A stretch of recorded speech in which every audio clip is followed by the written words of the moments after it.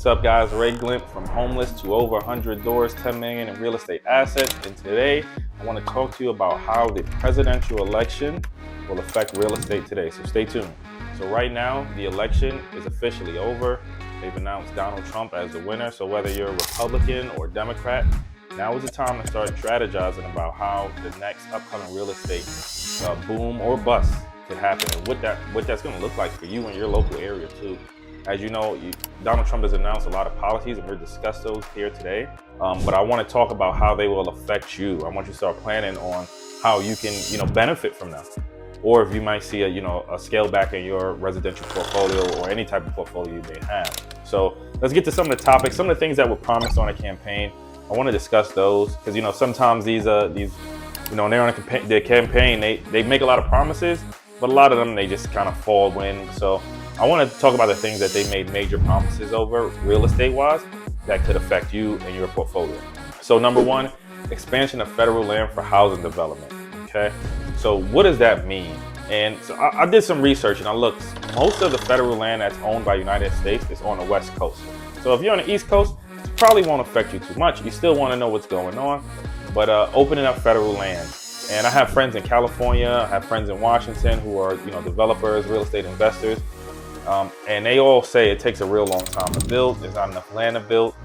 So if you know about the DADUs, ADUs, those are booming right now because there just isn't enough land, especially in your California, Washington areas. So when you think about it though, opening up that federal land, where does that affect? It's not really going to hit the rural areas that might need it the most. So when you think about your New York City, your Chicago, your Miamis, that's not really going to be affected. Now, although California, Washington, they need it a lot. I believe federal land, United States owns about 44% of the federal land on the west coast of California. And also they own about 46% of Alaska's. That's federal land. So that area specifically, you might see opening, you might see more drilling, more people coming in. It might be a great time to invest if you haven't invested. But East Coast wise, I don't think we'll see much change. The areas that we mentioned, they really need it. Those densely populated, urban regions, we probably won't see much, help, especially in affordable help. So number two, deregulation efforts to lower building costs. Okay, so whenever you go to build something, there is a lot of red tape. There is a lot that has to go into permits, architectural drawings, and making sure that's okay with the city. There are a lot of steps that you have to get to help build. And what this amounts to is one, more holding costs. And the city also has fees typically associated with this. For example, I know one of my friends in Seattle, or maybe in California, one of them, they mentioned, I think California, that if they were to build the ADU, the city has a $20,000 or $40,000 ADU application fee, which is just ridiculous. And who pays that? The end consumer. So when we think about affordable housing, that doesn't really help us get to the affordable housing goal that we want. So, cutting some of that red tape could help with it. Anywhere from 24 to about 40% of building costs are actually tied to those permanent zoning fees. So if we could alleviate that, think about what that might mean for housing. If you're building a $400,000, $500,000 house and you could save 20 to 30% of that, that drops prices dramatically and it could speed up the process. Now, of course, I want it to be noted that you want to make sure that you can build safely, that they are following all procedures or codes. But if the process could at least even be sped up. A lot of times people are waiting 6 months to a year just for a permit. It makes no sense, right? Especially this is a government office. Why don't they hire more people to do the permanent process? Why aren't there more people out, in the fields that are necessary, especially when we talk about housing? So deregulating some of the efforts to lower those building costs, I think that's going to be crucial. I think we're actually going to see a positive from that one. I predict a positive from that one, as long as it's maintained and done safely. Number three, potential labor shortages from immigration policies. This is going to be a big one. So we've heard a lot about the immigration crisis, open border crisis. Now, again, I'm not politicizing it. Red or blue, doesn't matter.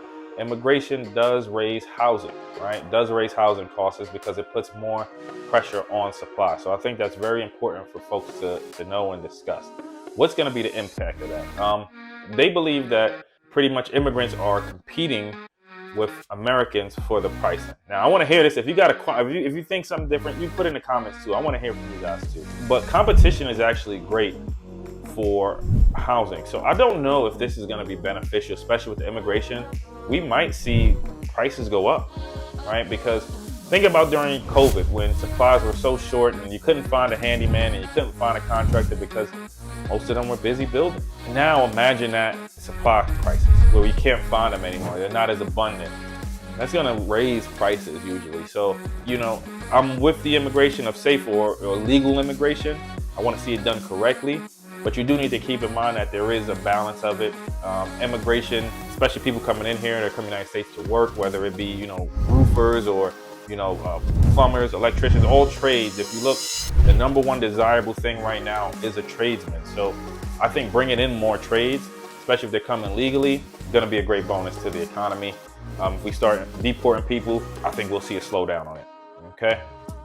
Number 4 are the impact of proposed tariffs on building materials. Okay, so he mentioned he was going to tariff China up to, I think, 100% or whatever percentage points of tariffs, even at 10 to 20%. The problem with tariffs is that they affect the consumer.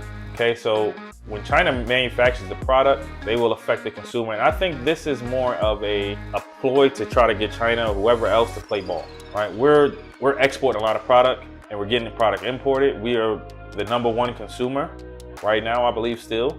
He's just trying to level the playing field. So I want you to think about that. But, real estate is highly sensitive to material prices, right? The cost of lumber. We just saw the cost of lumber shoot up.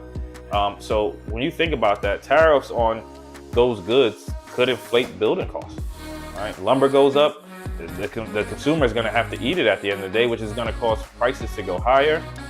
So this might affect not only investors, but also the affordability of it. Because remember, at the end of the day, we want to make housing more affordable. That's kind of the game. If we can make housing, especially as a developer, if I could build a house cheaper, I can rent it out cheaper, I can build more, cheaper, faster.